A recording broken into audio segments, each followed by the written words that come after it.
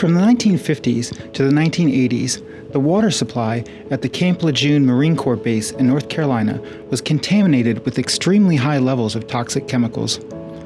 In response to this contamination, the federal government directed a number of public health agencies to study and evaluate the impact that this contamination had on the long-term health of Camp Lejeune residents and employees.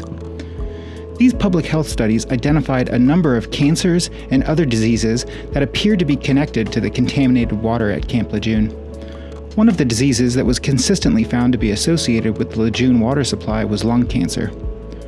Lung cancer is the second most common type of cancer in the U.S., but it can be one of the most dangerous, with a 5-year overall survival rate of just 26% for all stages.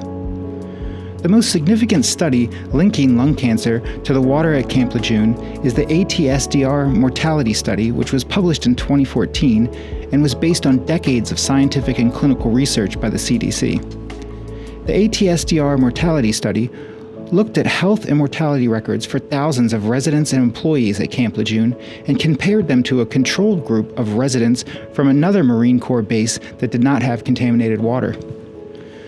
The mortality study found that individuals who were exposed to the contaminated water at Camp Lejeune had a significantly higher rate of developing lung cancer and dying from lung cancer compared to a control group. Moreover, the data showed that the lung cancer rates were highest in those individuals with the most extensive exposure to the contaminated water at Lejeune. The results of the ATSDR study are consistent with other studies from the dry cleaning industry showing that occupational exposure to the same type of chemicals that were in the Lejeune water can cause lung cancer.